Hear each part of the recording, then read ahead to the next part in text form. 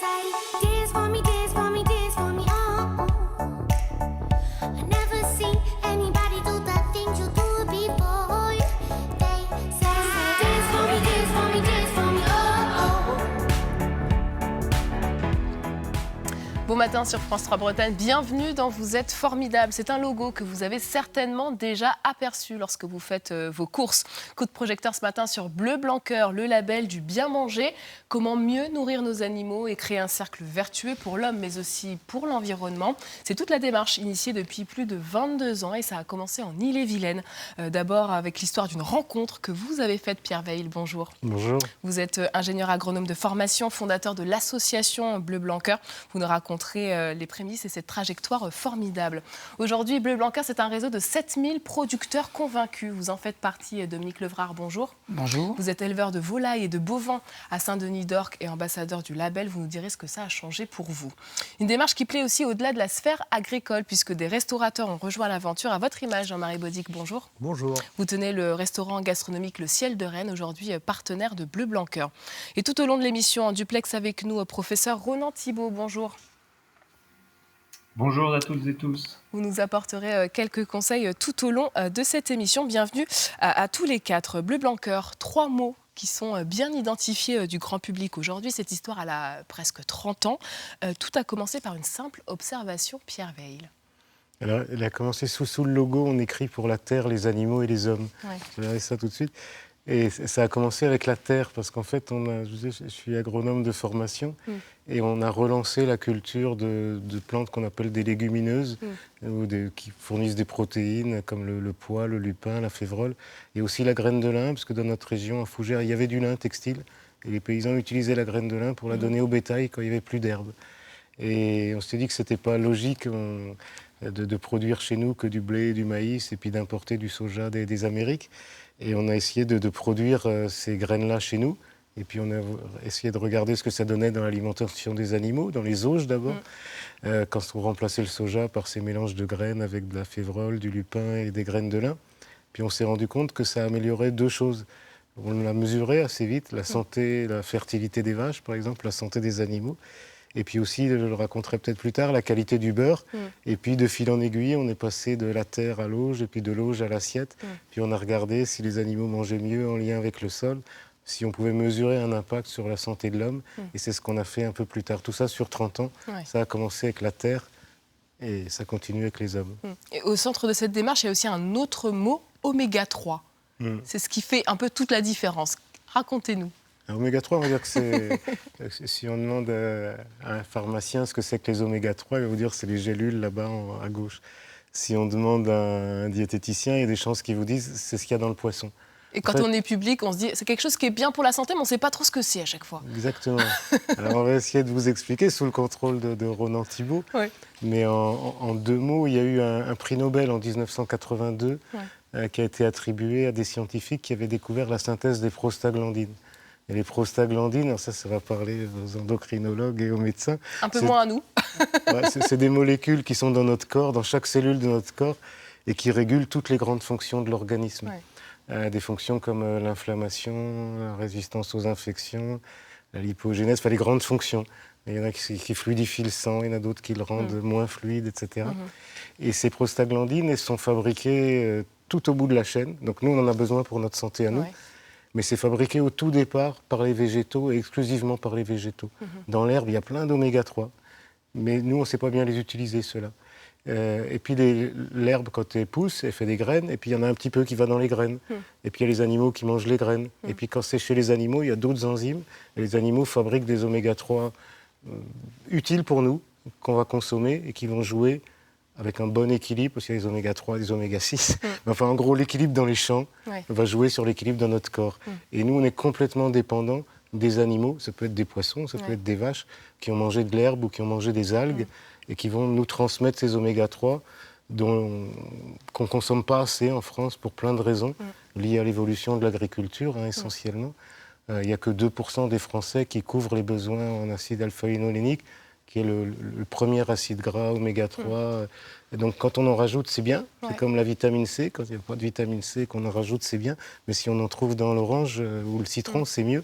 Mais si on trouve des oméga 3 dans le lait ou dans l'œuf, c'est mieux que d'en prendre en gélule. Enfin, j'ai rien contre les gélules, mais pour nous, agronomes, les oméga 3, c'est d'abord les graisses de l'herbe. Ouais. Peut-être, professeur, les oméga 3 pour nous humains, c'est essentiel, crucial, indispensable? Oui, tout à fait, c'est essentiel. Ce sont des acides gras essentiels.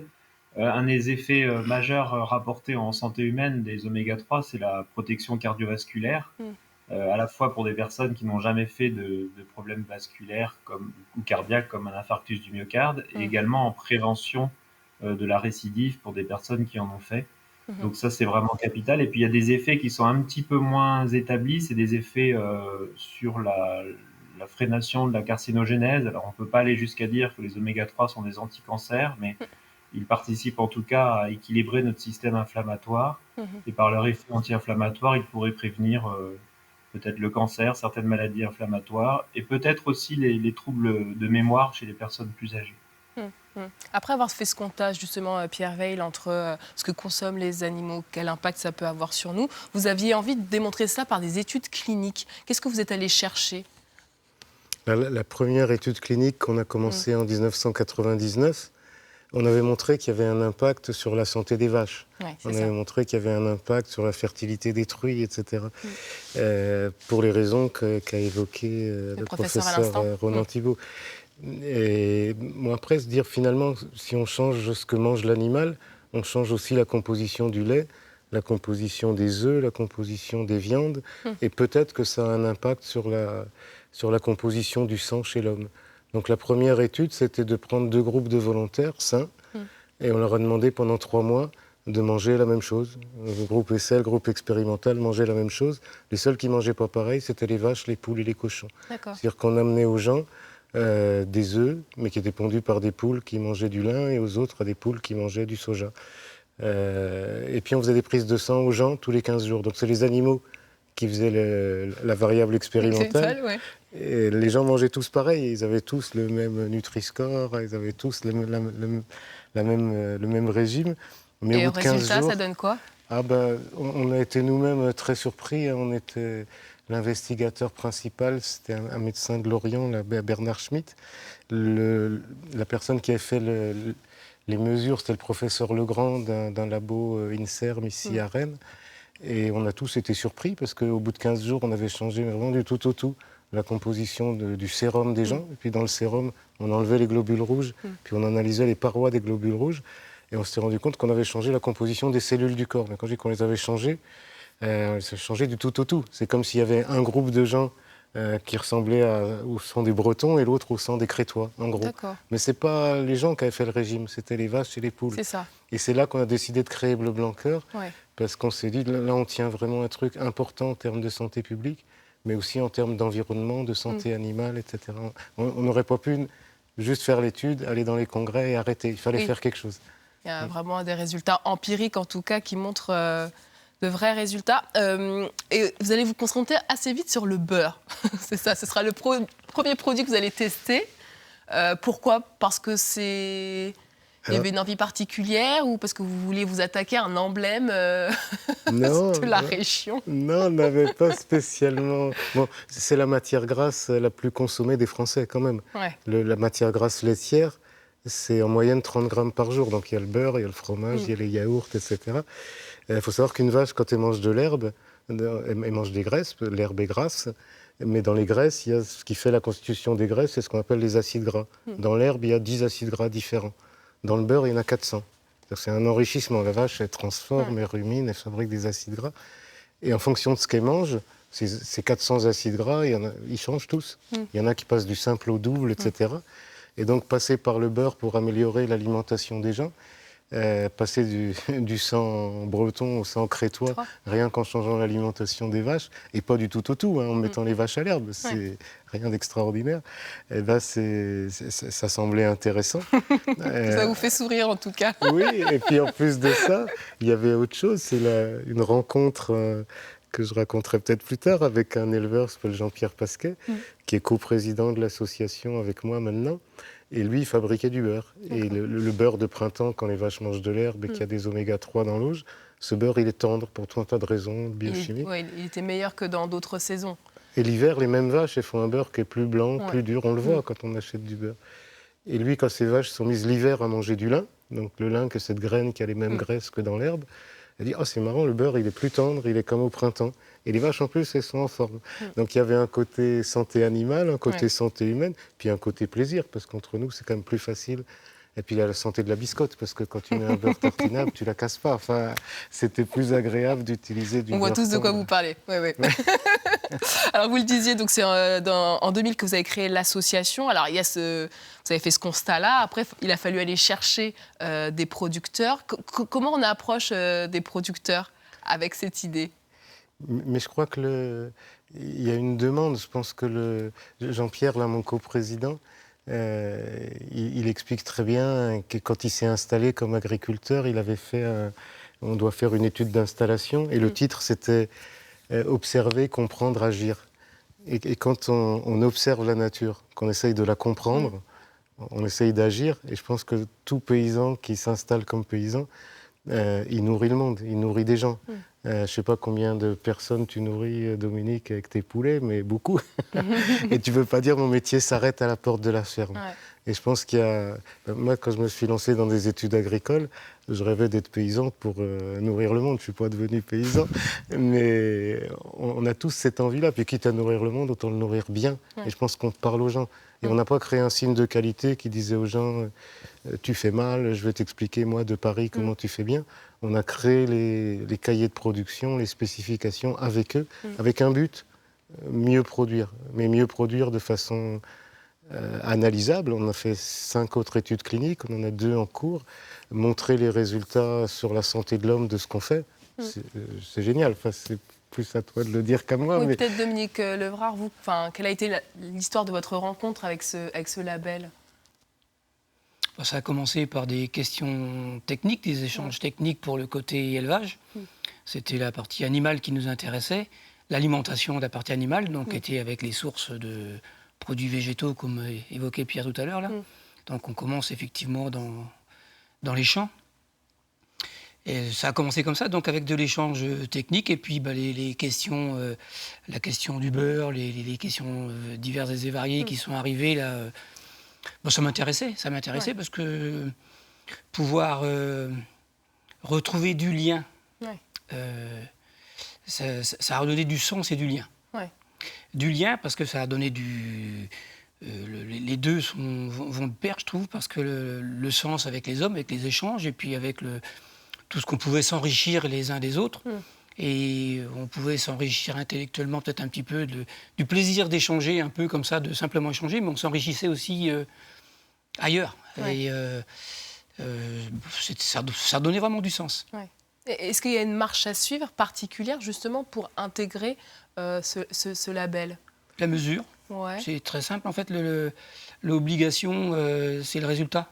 On ne connaît pas encore, il n'existe pas de choses encore en place pour qui ont cette obligation-là. C'est simple, c'est que quand on arrive à la cuisine ou quand on arrive chez le coprésident, le troisième coprésident qui est Bernard Schmitt, c'est que c'est exactement en fait, la prise de sang. L'obligation de résultat. C'est-à-dire que les petits essais que tu évoquais, Pierre, tout à l'heure, on le fait au quotidien. C'est-à-dire que notre alimentation, on commence, en fait, de dire les cultures, la diversité des cultures. On fait faire le régime un petit peu aux animaux. Et puis, si on vous fait une prise de sang, on va vous répondre si vous êtes dans les clous ou pas, en passant par toute la chaîne production végétale, production animale. Et justement, sur ce label Bleu Blanc Cœur, on était venu vous voir à France Télévisions à l'occasion des 15 ans de l'existence de ce label. On regarde et puis on revient tout de suite après. Quel âge ce petit veau? Il est né il y a environ 1 heure, et puis c'est l'heure du baptême. Dominique Levrard est un des pionniers de la filière Bleu Blanc Cœur. Viens. Il possède une centaine de bovins. Viens. Ce label, il l'a obtenu il y a 15 ans, grâce à cette nourriture. Un mélange de graines d'autrefois, connues pour leur richesse en oméga 3. De la graine de lin, donc de la luzerne. On retrouve du lupin, de la févrole, du maïs grain. Toute la petite soupe qui fait que la ration est diversifiée et équilibrée. On a cherché à retrouver les qualités de l'herbe de printemps dans notre brouette toute l'année. Au poulailler, même régime pour la volaille. Coût de la gamelle, 5% plus cher qu'avec des aliments classiques. Mais l'éleveur s'y retrouve, les bêtes seraient en meilleure santé. Pour bénéficier du label, Dominique Levrard doit se soumettre à des critères stricts. Il est régulièrement contrôlé. On fait des analyses sur les viandes de nos poulets et sur les viandes des bovins. Ça se traduit automatiquement par l'obligation de résultat. Il faut avoir automatiquement donc, un taux d'oméga 3 qui se retrouve dans les viandes. Cette viande, riche en oméga 3, est vendue en supermarché. Certains bouchers l'ont aussi adoptée. C'est le cas de Jean-Charles Lilan. Installé en région parisienne, il vend du porc bleu blanc cœur. Il est délicieux, très tendre, il est vraiment très bon. C'est rassurant de savoir ce que les animaux mangent et avec quoi on se nourrit, parce qu'en fait, c'est nous, après, qui ingérons tout ça. Ici, la viande est un peu plus chère, mais on nous promet la qualité. C'est un petit surcoût de 10% environ, ça dépend. Par contre, vous n'avez pas de perte d'eau à la cuisson, donc vous vous y retrouvez. Une qualité et des oméga 3 qui seraient bons pour notre cœur. Dans cette clinique de Toulouse, on en est convaincu. Bonjour madame. Ah mais c'est très gentil à vous, j'ai très faim.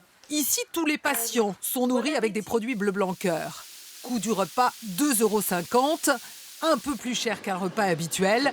C'est l'équipe médicale qui a fait ce choix. Les preuves qu'on a sur nos oméga 3, c'est surtout l'effet anti-inflammatoire de l'oméga 3 et l'effet sur la prévention des maladies cardiovasculaires. 15 ans après sa création, près de 6000 éleveurs ont rejoint ce label qui a fait refleurir dans nos campagnes du lin et d'autres plantes traditionnelles oubliées. Voilà pour ce reportage. C'est aujourd'hui 7000 producteurs et éleveurs, on est d'accord. Est-ce que c'est facile finalement, est-ce que ça a été facile pour vous de changer vos habitudes? Qu'est-ce qui a été le plus dur dans cette transition? Moi, Ouais. c'était moi. C'était vous? Le premier frein, c'est soi-même. Ouais. Pourquoi? Parce qu'on a été formaté dans les formations par définition. On est la génération, moi je pense que je suis dans la génération un peu où on a développé le schéma standard, classique, où il fallait absolument massifier, produire ce que j'appellerais du minerai. Je redéfinis ce que j'entends par minerai, c'est-à-dire qu'il faut avoir une matière première qui n'a surtout pas d'identité ou géographique. Et puis le premier frein, c'était moi, c'était nous les éleveurs. Donc dans le plaisir, tout à l'heure, je disais qu'on retrouvait du sens et du lien, c'est que ça a donné du sens quand on se rendait bien compte qu'on changeait d'alimentation, enfin qu'on commençait par changer les cultures, et puis qu'on mettait de la diversité dans les champs, qu'on retrouvait l'alimentation des animaux variés, les petits propos qu'on a déjà entendus sur l'élevage, où on avait des modifications sur la prolificité, sur la santé générale des animaux, puis qu'on retrouvait ça partout. On s'est dit, tiens, mais finalement, on peut aussi reprendre un petit peu du poil de la bête, nous, avoir le poil un petit peu plus luisant, le sourire un petit peu plus marqué, et puis au lieu de rester avec du minerai, où justement le schéma industriel ne nous demandait surtout pas d'identification géographique ou quoi que ce soit, moi je retrouvais vraiment le sourire, parce que j'expliquais ce que je faisais, et puis que si vous faisiez attention, si vous preniez un petit peu le temps de déguster, vous alliez retrouver des différences dans votre assiette. C'est quand même plus agréable que de trouver un standard avec la petite gélule qu'on n'aime pas forcément pour corriger ce qu'on a mal donné, mal équilibré dans la ration animale. Ce que pour que nos téléspectateurs comprennent, dans la démarche Bleu Blanc Cœur, c'est aussi que les restaurateurs, les producteurs se rencontrent. Ça, c'est un temps d'échange, même des nutritionnistes qui viennent sur place rencontrer les éleveurs. Oui. Et c'est toujours formidable. Moi, je raconte juste cette anecdote-là, parce que quand il y a un collège de médecins Bleu Blanc Cœur, être professionnel de santé, et tu as eu le président dans ta ferme, un généraliste de Nantes. Et il y a un truc qui les frappe, c'est que les paysans, quand ils vont soigner leurs bêtes, ils disent pas « je vais nourrir mes animaux », ils disent « je vais soigner mes vaches » ou « je vais soigner mes poulets ». Et ça, les médecins, ça leur parle, parce que le fait de dire « je vais soigner », dans toutes les régions de France, les gens disent ça, j'ai remarqué. Ça leur parle, et il y a des rencontres qui sont formidables dans les deux sens. Il faut décloisonner, on est beaucoup trop cloisonné. Et le Bleu Blanc Cœur, c'est une association dans la gouvernance, il y a des scientifiques, il y a des médecins, il y a des paysans, il y a des distributeurs et des industriels. Tout le monde se parle et on arrive à se retrouver parce qu'on a un enjeu commun, qui est un enjeu de santé, d'environnement. Et c'est pour ça qu'on avance et qu'on se développe. Je crois que les rencontres, c'est quand même bien. Voilà. Jean-Marie Baudic, je pense que vous ne direz pas le contraire. C'est quoi la teneur des échanges quand on se rend comme ça chez l'éleveur qui nous fournit? C'est déjà de comprendre comment il travaille. Ouais. C'est de comprendre l'homme, c'est de poser des questions, c'est de voir les sols, c'est de voir les bêtes aussi. Parce que c'est intéressant bon, c'est pas la première ferme que je fais, c'est pas les premiers producteurs ou éleveurs que je vois. Et en fait, j'ai été surpris. Et puis l'engagement qu'ils y mettent, en fait. L'engagement, l'amour de leurs animaux, de voir comment ils en parlent et qui m'expliquent vraiment la chaîne, en fait, complète. Du fonctionnement de la ferme et de voir des gens qui sont passionnés et passionnants du coup. Et donc nous, notre rôle à nous, cuisiniers, c'est aussi de mettre en valeur tout le travail qui a été fait en amont en fait. Mais ça, normalement, c'est la base de notre métier. Mais moi, quand Pierre m'a expliqué Bleu Blanc Cœur, parce que je ne connaissais pas du tout Bleu Blanc Cœur, quand il m'en a parlé, parce que c'était pas du tout ma façon, j'étais pas adapté à cette consommation-là. Et en fin de compte, il m'a expliqué le pourquoi, comment, avec qui. Et je me suis dit, c'est rigolo parce que c'est ce que je fais tous les jours, en fait, mais sans pouvoir l'expliquer. Et ça, c'était hyper intéressant, en fait. Et après, il m'a fait rencontrer les médecins, il m'a fait rencontrer celui-ci et d'autres tout plein. Et puis, on se rencontre bien souvent au Salon de l'Agriculture et et on goûte. Et parce qu'en fait, d'en parler, c'est bien, mais après, il faut goûter. Et moi, je goûte des produits, mais j'en goûte plein. Alors, c'est quoi la différence par rapport à, je sais pas, une volaille dite conventionnelle On retrouve déjà des vraies volailles qui sont charnues, qu'on ne cuit pas en 5 minutes, et avec des vrais os. Donc, je ne fais pas les mêmes jus. Et en même temps, la tendreté est vraiment une chair qui est délicate, en fait, et que je trouvais... je retrouvais les poulets de ma grand-mère de la ferme, en fait, et que je ne trouvais plus, ou que très rarement, chez certaines personnes qui faisaient bien. Mais là, j'arrivais à trouver vraiment du sens. Enfin, tu parlais de sens, mais c'est aussi du bon sens. Et en fait, j'aime bien parler avec eux parce qu'on retrouve le bon sens paysan que nous, on remet, en fait, dans notre cuisine. C'est que du bon sens. Et de valoriser la volaille de A à Z, et que chaque morceau nous apporte quelque chose de différent. Et ça, c'est assez intéressant, en fait. Et finalement, Pierre Veil, qu'est-ce qui a été à l'origine de ce virage, de vous centrer aussi sur les restaurateurs? Ça, c'est venu comment, ça? C'est venu par les restaurateurs parce que il y avait des agriculteurs qui vendaient directement aux restaurateurs, aux bouchers aussi, enfin, au métier de bouche. Et nous, on était dans la première étude clinique qu'on a fait. À l'époque, on pensait oméga 3, on pensait poisson. Et le médecin investigateur nous disait il faut qu'on fasse des tests de goût. Parce que c'est bien beau d'avoir des oméga 3, mais si les gens n'arrivent pas à manger les produits parce que le poulet, il sent le poisson, parce qu'il y avait cette image-là. Et on disait mais non, ça ira bien, parce que les oméga 3, c'est l'herbe. Le beurre d'herbe, il n'est pas plus mauvais que le beurre d'hiver. Et en fait, on a fait des tests, on a publié ça dans et on a vu qu'il y avait des différences notables, ce qui est assez rare, mesurable, sur la jutosité, sur la perte en eau. C'est de la biochimie à la fin. Quand on a ces oméga 3 dans la viande ou dans le beurre, le point de fusion est différent, c'est plus tendre, c'est tout ce que vient de dire Jean-Marie. Et du coup, des restaurateurs s'y sont intéressés. Je pense parce que les restaurateurs, les bouchers, c'est des gens qui touchent le produit, qui le voient. Les labels où on dit c'est mieux parce que il y a X raisons, mais tu ne vois pas la différence, tu ne sais pas l'analyser, tu ne peux pas la goûter ni la voir. Ça les intéresse moins qu'un label de ce type-là où tu vois vraiment, tu peux mesurer. Quand tu dis les poulets, ils ne perdent pas à la cuisson. On a beaucoup de gens dans la restauration collective là, il faut servir 100 grammes dans l'assiette. Il ne faut pas acheter 100 grammes, il faut en servir 100. 100 grammes, ouais. Si tu en perds 20 grammes à la cuisson, autant acheter un peu plus cher et retrouver 100 grammes dans l'assiette. Est-ce que ça a changé votre manière de cuisiner aussi, ou pas? Pas ma manière, mais ma fonction de l'expliquer. Ma manière, enfin, comment je l'explique à mes gars, déjà, à mes gars en cuisine. à mes gars en cuisine, parce qu'en fin de compte, on parle produit. Mais on parle produit pas que dans le sens, en fait, on regarde la chair, on regarde la couleur, voilà. Je vais aller un peu plus loin en disant, bon, bah, tu vois, elles sont nourries comme ça. Pourquoi elles sont comme ça? Parce que ça a été fait comme ça. Le gras, pourquoi il réagit comme ça? Pourquoi il faut faire attention à la cuisson et pas perdre du gras? Parce qu'en fin de compte, le gras, le gras nous soigne, du coup. Et en fin de compte, c'est comment on passe l'info. L'info, on la passe différemment parce qu'en fin de compte, on est aussi un peu plus au courant des choses. Et donc, moi, je suis qu'un passeur, en fait, dans l'histoire.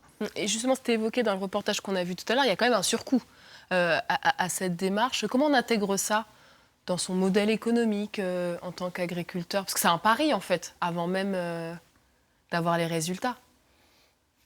Bah, on l'intègre avec un petit grain de folie, sans doute, au début. Ouais, on peut, quand même. Part d'inconscience ou de folie, si on est un peu conscient. Non, mais le fait d'y croire, c'est ce que vient de dire Jean-Marie. En fait, quand on retrouve du sens, on retrouve de l'énergie qu'on n'avait plus parce qu'on ne croyait pas trop à ce qu'on faisait.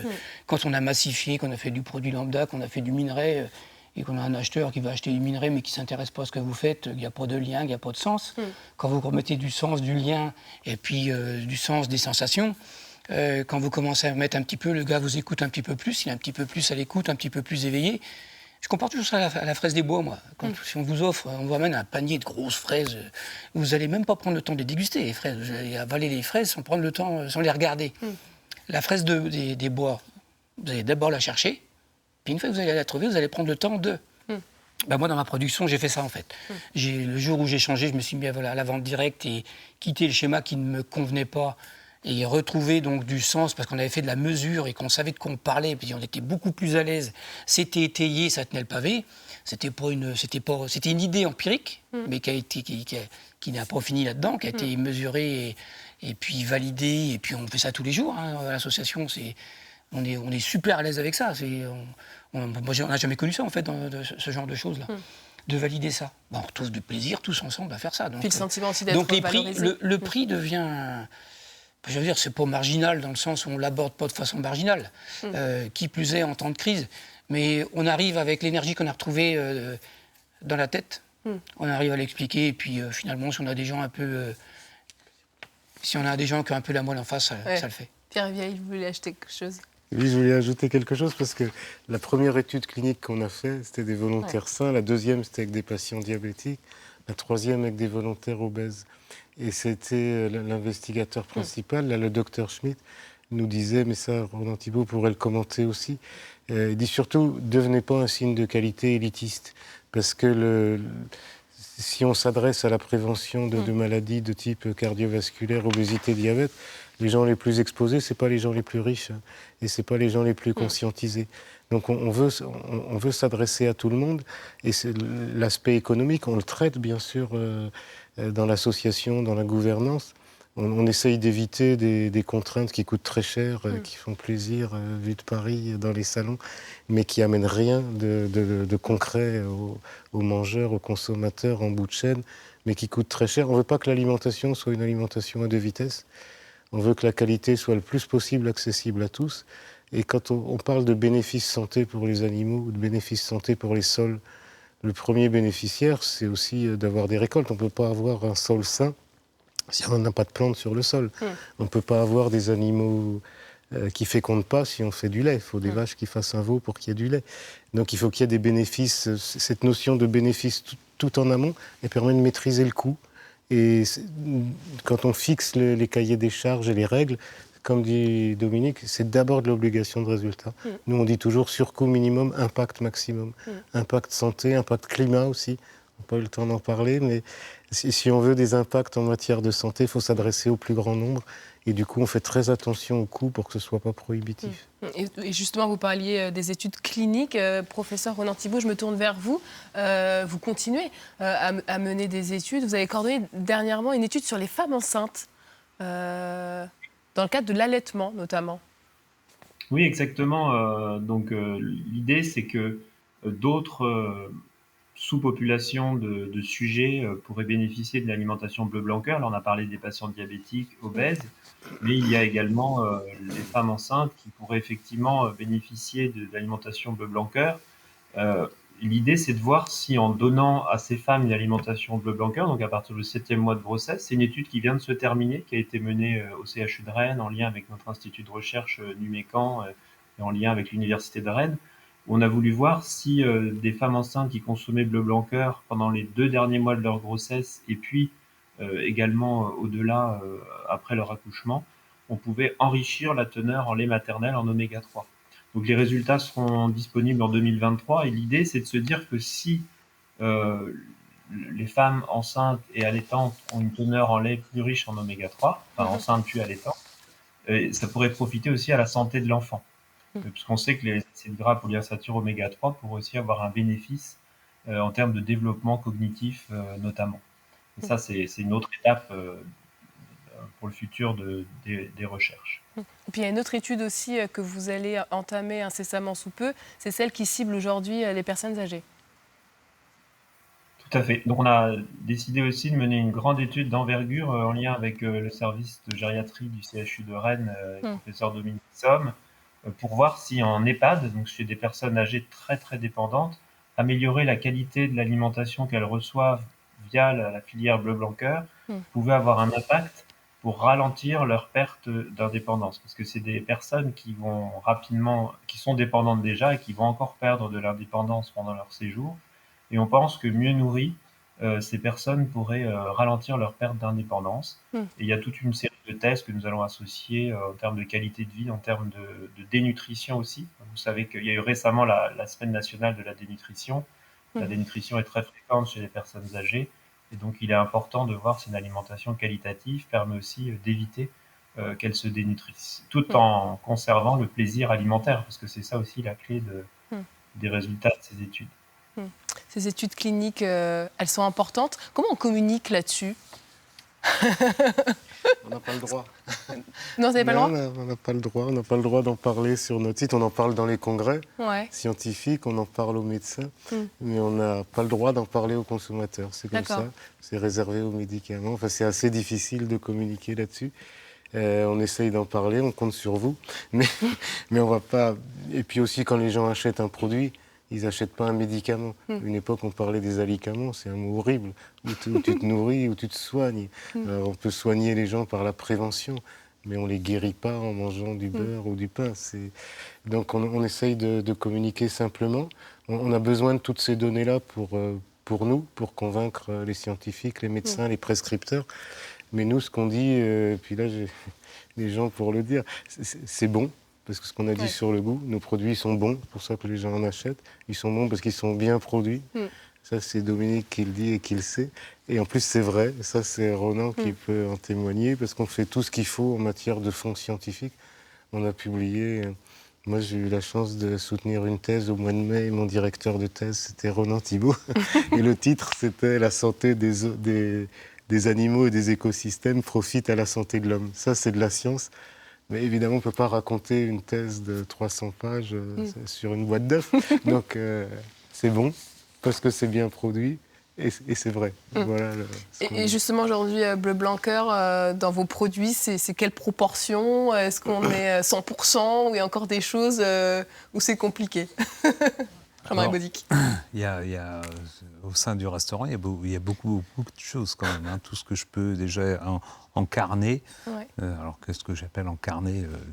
Toutes les viandes, toute la charcuterie, quand il y a de la charcuterie. C'est tout ce qui est beurre, lait, crème, œufs, fromage blanc. Tout ce qu'on peut développer fait, au niveau de la chaîne alimentaire, au niveau des animaux. Après, il me manquerait quoi un poisson, bleu blanc cœur. C'est ça. Mais qu'on ne peut pas... en fait, si une sardine, c'est automatiquement... mais je ne peux pas la logotiser bleu blanc cœur. Automatiquement, une sardine, un maquereau, tous les poissons gras, en fait, sont... Donc, en fait, que je mets aussi en valeur au restaurant, parce que faut donner aussi... moi, quand je fais un repas, j'essaye que ce soit équilibré. En fait, mais équilibré, c'est-à-dire entrée, plat, dessert. J'essaye vraiment d'ajuster les choses pour qu'on aille jusqu'au bout et qu'on ne soit pas lourd pour aller travailler derrière, qu'on n'ait pas pris 10 kilos non plus en allant manger au restaurant. Non, mais une assiette équilibrée, c'est pas si évident que ça à faire. Et en même temps, ça fatigue l'organisme, en fait. Quand on a des choses un peu trop lourdes à manger, on fatigue l'organisme, il faut le digérer. Et derrière, bon, à nous, cuisiniers aussi, de penser aussi à notre consommateur, à notre client, et de les faire revenir. Justement, on parle de bien manger, professeur Ronan Thibault, je me tourne vers vous. Souvent, il y a ce réflexe-là de dire, ouais, bien manger, ça coûte quand même un peu cher. Est-ce que c'est vrai ou est-ce que c'est une fausse idée reçue, ça ? Ça dépend un peu de ce qu'on appelle bien manger. Là, on vient de parler effectivement des produits bleu blanc cœur qui sont peut-être un peu plus coûteux, mais je pense que c'est un cercle vertueux qui peut s'installer si le consommateur est poussé parce qu'il sait que c'est bon pour sa santé de bien manger. Ça va tirer vers le haut toute l'industrie agroalimentaire. On sait très bien que la nutrition santé a de plus en plus d'influence sur les pratiques de l'industrie agroalimentaire. Et après, quand on appelle bien manger, comme l'a dit notre chef cuisinier, c'est aussi bien manger, c'est-à-dire manger équilibré. On n'a pas trop parlé des fruits et légumes là, dans cette émission pour l'instant.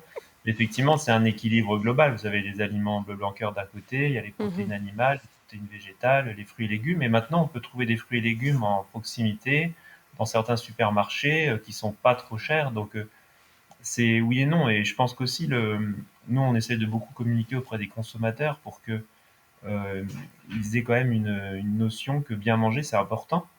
Et que quand on voit certaines pratiques qui sont faites à côté, je veux dire, les gens disent, quand ils disent que c'est trop cher, certains consomment des produits industrialisés qui sont mauvais pour leur santé et ils pourraient mettre le prix ailleurs, c'est clair. Bon, c'est tout le travail aussi de comprendre, la science doit comprendre pourquoi, et c'est ce qu'on fait nous à Rennes dans notre institut de recherche, pourquoi certaines personnes vont être poussées à consommer ces produits gras, sucrés, industriels, pour combler un stress. Et on sait que c'est ça qui est le cœur aussi de la physiopathologie de l'obésité. Pourquoi on a autant d'obésité, ça vient aussi de là. Donc il faut arriver à améliorer les consommations des citoyens en mieux communiquant. Et encore une fois, si le citoyen est attiré par des produits bons pour la santé, ça va tirer vers le haut l'industrie agroalimentaire et donc aussi les prix un peu plus vers le bas. Et justement, Pierre Veil, l'alimentation à l'école, c'est quelque chose que vous commencez à imaginer dans vos projets, en tout cas à Bleu Blanc Cœur. Comme un peu cheville ouvrière, c'est petit que ça commence et il faut l'imposer aussi dans ce qu'on apprend à l'école. Ça, c'est le combat de notre porte-parole, la Thierry Marx, qui veut absolument qu'il y ait des cours de cuisine à l'école. En fait, ce qui est en filigrane des prises de parole à la fois du chef et du médecin, c'est qu'il faut quand même se méfier un peu des produits trop transformés ou mal transformés et revaloriser les produits bruts. C'est intéressant pour le porte-monnaie, c'est souvent intéressant pour la santé aussi. Mais il faut une éducation, une double éducation, une éducation au goût et une éducation au faire. Nous, on dit avec le Blanc Cœur, on est rentré dans l'âge du faire. Il faut faire soi-même et il faut apprendre à faire parce que c'est pas si évident que ça. Et je pense qu'il faut, qu'à l'école, il y a un combat dans les cantines, mais il y a aussi un combat amené, c'est celui de Thierry Marx, là, dans les cours de cuisine aux enfants, pour qu'ils apprennent à cuisiner, qu'ils apprennent à faire. Qu'ils apprennent à goûter. Ouais, je vous vois grimacer, donc vous avez quelque chose à ajouter, il nous reste 30 secondes. Non, au fait, je trouve hyper intéressant, les enfants, en fait, ont souvent, ils sont hyper curieux, en fait. Et quand on leur fait goûter des produits, bien souvent des produits bruts, ils se disent « Ah, mais en fin de compte, c'est bon ». Mais à la base, ils nous ont dit « Moi, j'aime pas ça hein. ». Et en fait, ils n'aiment pas ça parce qu'ils n'ont pas goûté le produit brut, en fait. Et quand on leur fait goûter, il y a un truc qui se passe. Il y a un truc qui se passe. Merci beaucoup. Ce sera le mot de la fin. Merci, professeur, d'avoir été avec nous. Merci à tous les trois. Merci à vous qui nous regardez chaque matin sur France 3 Bretagne. À demain. Au revoir. Merci. I never seen anybody do the things you do before. They say